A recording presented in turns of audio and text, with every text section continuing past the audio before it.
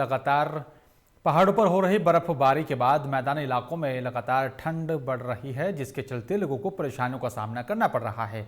और जिस तरह से कोहरा पड़ रहा है सड़कों पर, उसका असर भी देखा जा रहा है। विजिबिलिटी कई बार कम हो जाती है, जिसके चलते सड़क हादसे भी हो रहे हैं। और अगर बात इस कड़कड़ाती ठंड में की जाए, रैन बसेरों की यहाँ पर बात की जाए, फिर प्रशासन की तरफ से सुरक्षा व्यवस्था की बात की जाए कि जो बेसहारा लोग हैं, जो असहाय लोग हैं, उनको लेकर इस कड़कड़ाती ठंड में क्या कुछ कदम प्रशासन उठा रहा है, किस तरह से सरकार की तरफ से कदम उठाए जा रहे हैं और उन कदम को किस तरह से प्रशासन धरातल पर उतार रहा है, ये बड़ा अहम सवाल है।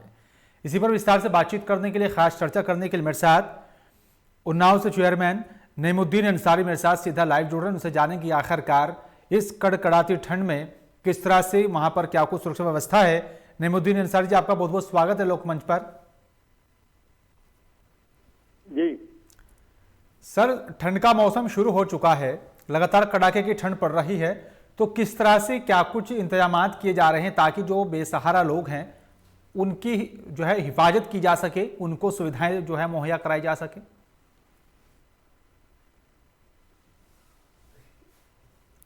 यहाँ पर हमने अपनी नगर पंचायत में रैन बसेरे का इंतजाम करवा रखा है काफी पहले से। ठंड ने जैसे थक दी थी, वैसे ही जो है रैन बसेरे की शुरुआत करवा दी है जी। उसके अलावा 2 दिन से ठंड ज्यादा बढ़ रही है धीरे धीरे, तो अलाव का बड़े पैमाने पे इंतजाम कराया है। जहाँ पे मुख्य चौराहे हैं, मुख्य जगहें हैं, वहाँ पे अलाव की व्यवस्था करवा दी है जी। और इसी के साथ साथ हम खुद जो है घूमने निकलते, टहलने, कहीं किससे कोई इस तरह का बेसहारा या कोई बाहरी या परिचित है जो ठंड में ठुठुर रहा या बाहर है, उसके लिए भी इंतजाम के लिए हम लोग पूरी तरह से मुस्तैद है, पूरी कमर कस रखी है। जी बिल्कुल, लेकिन कई बार देखा जाता है नईमुद्दीन जी, जो रैन बसेरे होते हैं वहां पर कुछ खामियां होती हैं, व्यवस्थाएं वहां पर सही नहीं से होती, उसको लेकर क्या कुछ कदम उठाए जा रहे हैं और जो बेसहारा लोग हैं उनको किस तरह से जागरूक किया जा रहा है कि इन जो है रैन बसेरे का आप इस्तेमाल कीजिए, यहाँ पे लोगों के लिए तैयार किए जा रहे हैं और कितने लोगों को इन रैन बसेरों की यहाँ पर सुविधा मिल रही है?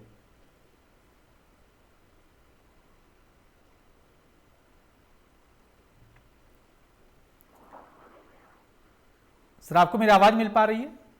जी जी सर, जो रैन बसेरे यहाँ पर बनाए गए हैं उनमें किस तरह से व्यवस्था है और सुरक्षा व्यवस्था को लेकर कदम उठाए गए हैं और जो बेसहारा लोग हैं ऐसे कितने लोगों को इनका फायदा यहाँ पर मिल रहा है और जागरूकता किस तरह से फैलाई जा रही है कि जो बेसहारा लोग हैं वो आए, इन रैन बसेरों का इस्तेमाल करें, क्योंकि ये उनके लिए बनाए गए हैं इस कड़कड़ाती ठंड में जिनके पास कोई सहारा नहीं है।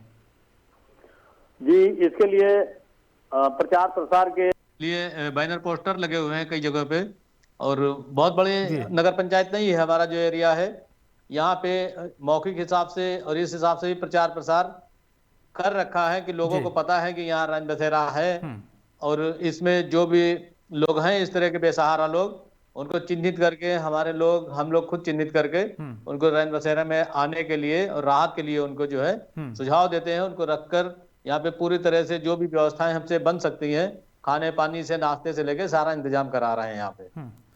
तो किस तरह की परेशानियां वहां के लोगों को उठानी पड़ रही हैं, क्योंकि जिस तरह से कोहरा पड़ रहा है, सड़क हादसों में भी इजाफा हो जाता है और कड़कड़ाती ठंड में लोगों को अपना सिर छिपाने के लिए जगह नहीं मिल पाती है, तो किस तरह से परेशानियां वहां के लोगों को हो रही, जो बेसहारा लोग हैं, और उनके लिए जो रैन बसेरे बनाए गए हैं वो कितने कारगर साबित हो रहे हैं?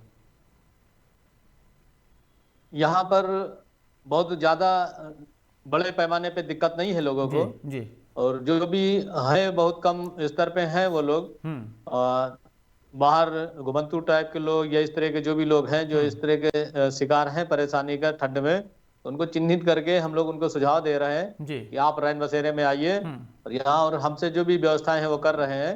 उसके सिवा अभी काफी लोगों के मकान बनकर तैयार हो गए जो झोपड़पट्टी टाइप के रह रहे थे, तो अब बहुत बड़ी समस्या नहीं है ये, लेकिन अभी फिर भी है जो भी, उसके लिए हम लोग लगे हैं पूरी तरह से लोगों को चिन्हित कर रैन बसेरे में ला रहे हैं और उनके सारे इंतजाम कर रहे हैं। उसी के साथ साथ जैसे 2 दिनों से ठंड ज्यादा बढ़ गई है तो जगह जगह पे अलाव के भी इंतजाम करा दिए गए हैं। बिल्कुल। नईमुद्दीन जी, अगर बात जिला प्रशासन की जाए तो जिला प्रशासन की तरफ से किस तरह से आपको सहयोग मिल रहा है? जिला प्रशासन से किस तरह से इन रैन बसेरों को यहाँ पर और अच्छी तरह से बनाया जा रहा है? क्या कुछ सुख सुविधाएं वहां पर हैं?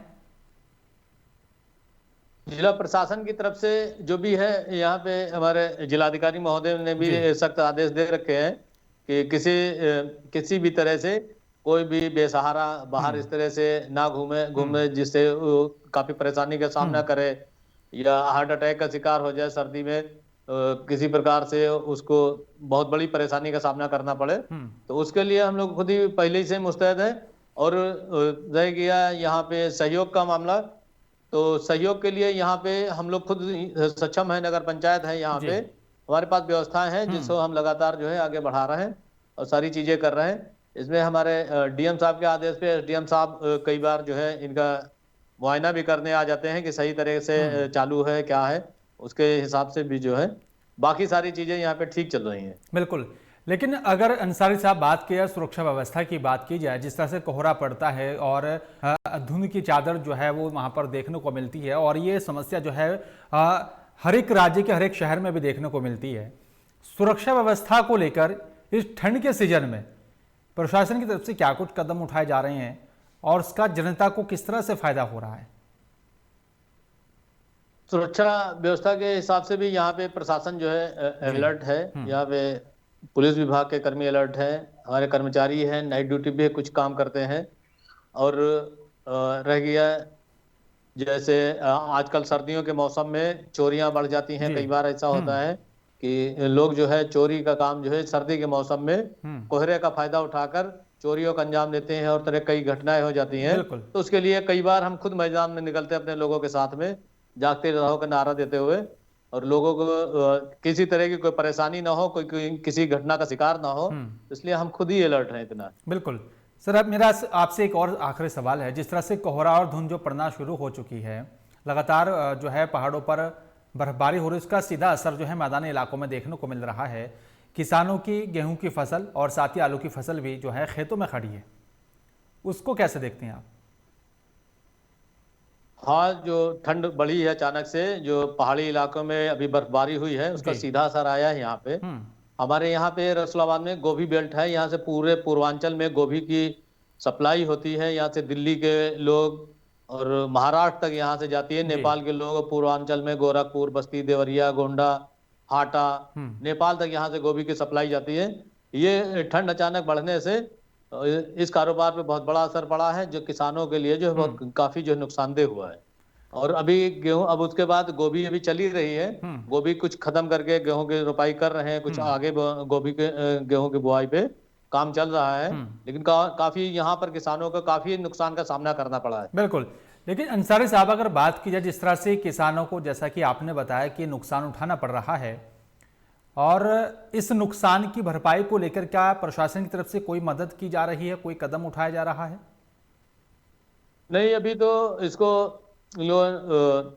वही प्राकृत की बात करके छोड़ दिया गया है। हालांकि जो है अब किसान बहुत ही ज्यादा परेशान हुआ है इस बार। गोभी जहां 10 रुपए, 12 रुपए, 15 रुपए की बिकती थी, 1 रुपए से भी नीचे में उसको बेचना, या कई बार अभी जो है बहुत से किसानों ने खड़ी फसलें उसी खेत में जुतवा दी और बहुत बड़ा दिक्कत का सामना करना पड़ा है। अभी तक तो किसी प्रकार की कोई मदद की आई नहीं है, लेकिन बात करेंगे इस मामले पे डीएम साहब से कि कुछ जो इस तरह से किसान को काफी नुकसान उठाना पड़ा है, उनके लिए कुछ जिला प्रशासन से मदद उनके लिए भेजी जाए। बिल्कुल अंसार जी, एक और मेरा आखिरी सवाल है आपसे। जिस तरह से लगातार कृषि कानूनों के खिलाफ दिल्ली के सीमाओं पर किसान डटे हुए हैं और दूसरी तरफ किसानों के खेतों में फसलें खराब हो रही हैं, उनको उचित मूल्य नहीं मिल रहा, सीधा नुकसान उठाना पड़ रहा है, क्या सरकार की तरफ से कोई कदम उठाना चाहिए? अगर कोई कदम उठाना चाहिए तो सरकार को क्या कदम उठाना चाहिए ताकि किसानों को सीधा उसका फायदा मिले? सर,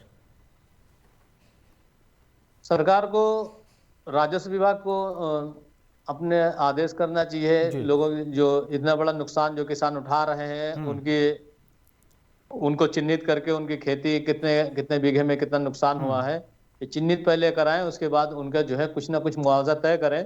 वरना बहुत ही दयनीय स्थिति से गुजरा है किसान अभी जी। और वहाँ जो हालात हैं बॉर्डर पे वो तो है ही है, लेकिन यहाँ जो अंदर हालात हैं बॉर्डर के अंदर, यहाँ कस्बे में, वो भी बहुत खराब हालात हैं किसान के।